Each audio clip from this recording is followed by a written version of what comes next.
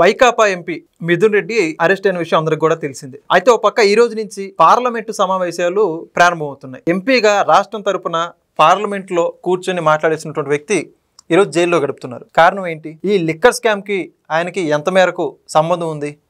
ఇలాంటి విషయాల గురించి తెలుసుకునే ప్రయత్నం చేద్దాం. ప్రస్తుతం మనతో ఉన్నారు రాజకీయ విశ్లేషకులు శ్రీనివాస్ జోనల్గడ్డ గారు. సార్ నమస్కారం అండి. నమస్కారం. సార్ ఒక పక్క ఈరోజు దేశవ్యాప్తంగా ఉన్న అందరూ ఎంపీలు కూడా ఢిల్లీలో వాళ్ళ రాష్ట్ర సమస్యల గురించి ఇవన్నీ మాట్లాడేటువంటి ప్రయత్నం జరుగుతూ ఉంది. ఈ రోజు నుంచి స్టార్ట్ అవుతున్నాయి ఢిల్లీలో పార్లమెంట్ సమస్యలు.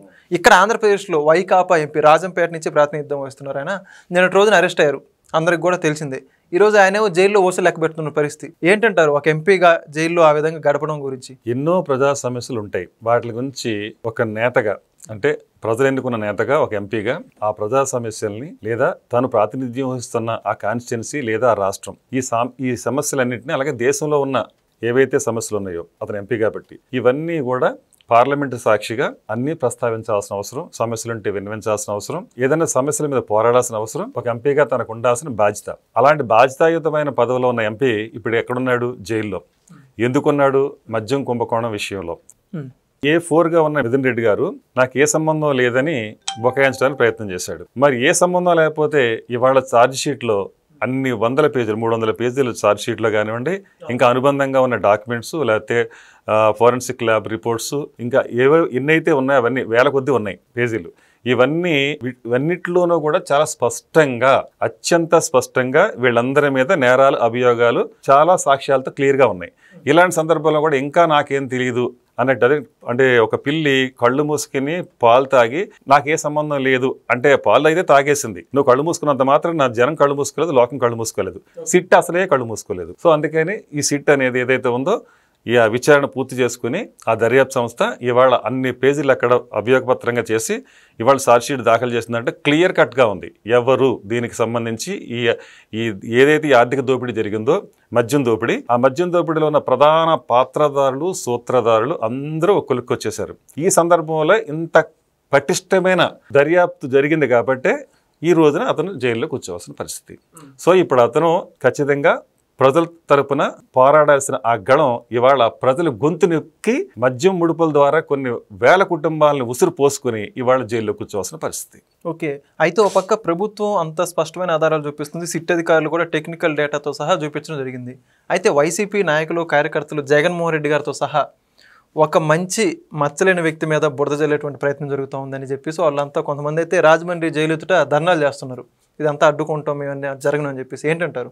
మీరు అడిగిన ప్రశ్నకి స్ట్రైట్గా చెప్పాల్సి వస్తే, వివేకానంద రెడ్డి గారి హత్య జరిగిన తర్వాత, ఆ దర్యాప్తు జరిగిన తర్వాత, ఆ దర్యాప్తులో అవినాష్ రెడ్డి దీని కీలక పాత్రధారి అనే విషయాలు బయటపడిన సందర్భంలో మరి జగన్మోహన్ రెడ్డి గారు ఏమన్నారు? అవినాష్ రెడ్డి చిన్న పిల్లాడు, తనకి ఏమీ తెలియదు అన్నాడు. ఎంత చిన్న పిల్లాడంటే స్వయంగా బాబాయిని గొడ్డలితో నరికే అంత చిన్న పిల్లాడు. మరి ఇప్పుడు మిథున్ రెడ్డి ఇతను పసిపిల్లాడు అంటే అంతే కదా, మరి అతను చిన్నపిల్లాడు, ఇతను ఒక పసిపిల్లాడు. చిన్నపిల్లాడు కాబట్టి చంపుతున్నారు, ఇదేమో పసిపిల్లడు కాబట్టి డబ్బులు అంటారా? ఎంత పసిపిల్లాడు అంటే 30,000 మంది ప్రాణాలు గాల్లో కలిసిపోయే కారణమైనంత పసిపిల్లాడు. లక్షలాది మంది కిడ్నీ పేషెంట్లుకి ఇవాళ హాస్పిటల్లో జాయిన్ అవ్వటానికి కారకుడైనంత పసిపిల్లాడు. 1000 కోట్లు దోచేసుకుని ఆర్థికంగా అస్థిరపరిచి రాష్ట్రాన్ని ఇవాళ ఈ స్థితికి తీసుకొచ్చినంత పసిపిల్లాడు. అంతే కదండి. ఇప్పుడు ఆ పసిపిల్లాడు మంచోడే మరి వీళ్ళ దృష్టిలో.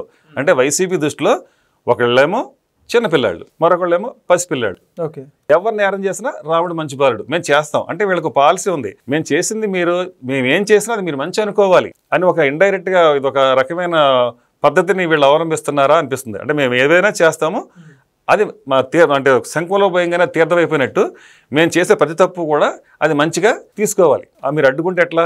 అలా ఉంది ఇది. ఓకే, మరి అయితే మరికొద్ది రోజులు ఈయన కడిగిన ముత్యంలా బయటకు వస్తాడు మిథున్ రెడ్డి అని చెప్పేసి అంబట్ రాంబాబు లాంటి నాయకులు మాట్లాడుతున్నారు. దాని గురించి ఏమంటారు? ఇప్పుడు దర్యాప్తు జరుగుతుంది కదండి. ఈ దర్యాప్తులో ఇప్పుడు ఏదైతే ఇప్పుడు కస్టడీలోకి తీసుకున్నారో ఈ రిమాండ్లో అన్నీ కడిగేసి పంపిస్తారు అంతే అనుకోవాలి. అంటే అన్ని కడగడం అంటే అన్ని కడిగేసి అడిగేసి పంపిస్తారండి.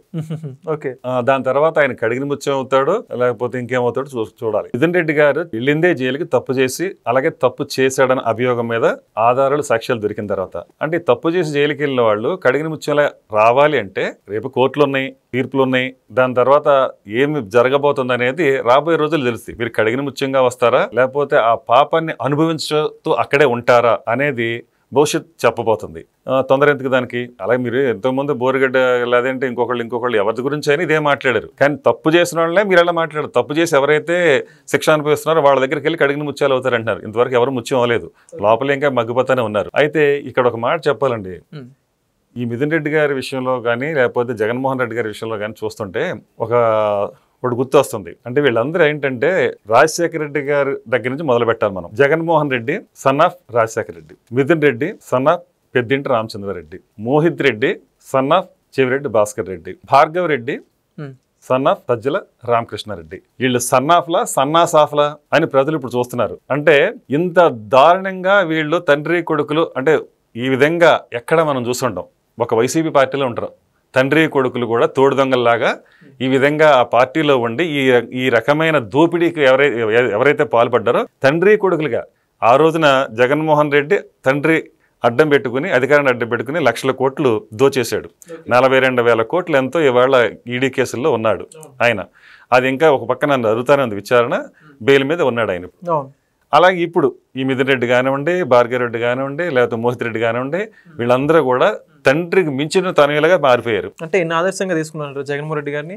ఎవరైనా ఒక తండ్రి కొడుకే ఆదర్శంగా పెంచుతారు. ఇక్కడ లోకేష్ విషయం చూడండి, లోకేష్ సన్ ఆఫ్ చంద్రబాబు నాయుడు. ఎంత డిఫరెంట్ గా ఉంది వీళ్ళకి మధ్యన. ఈయనేమో ఒక గౌరవమైన ఒక మంత్రిగా ఎవరైతే లోకేష్ బాబు ఉన్నారో, ఒక ఇవాళ ఎడ్యుకేషన్ మినిస్టర్ గా ఇవాళ ఉన్నతమైన ప్రమాణాలతో తీసుకెళ్తున్నాడు. అలాగే అంతకుముందు ఐటీ మినిస్టర్ గా కూడా ఉన్నత ప్రమాణాలతో అక్కడ చక్కగా ఎంత ఐటీ హబ్ ని తయారు చేయగలిగాడు.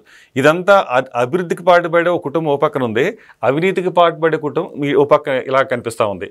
చాలా క్లియర్ గా గీత గీసినట్టు ఉంది. అలాగే ఇక్కడ నిజంగా రాజశేఖర రెడ్డి గారి భయ నుండి ఆయన పాట పాడుకుంటాడేమో అనిపిస్తుంది. అదేం పాట అంటే ఒక సినిమాలో ఉందండి ఆ పాట, ఇద్దరిలో.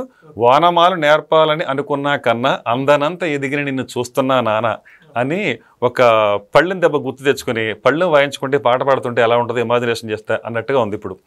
సో ఇప్పుడు ఎలాగో ఆ పళ్ళని పట్టుకుని చేత పట్టుకుంటారు కదా, అందరూ కూడా బ్యాచ్ అంతా ఇప్పుడు రేపు రాబోయే రోజుల్లో ఈ కటకటాలు వెనక్కి వెళ్ళాల్సిన వాళ్ళే. కాబట్టి ఈ పాట పాడుకుంటున్నాడు పైన అనుకోవాలి ఇంకా మనం. Okay, thank you. నమస్కారం. Please subscribe to Leo News for more videos.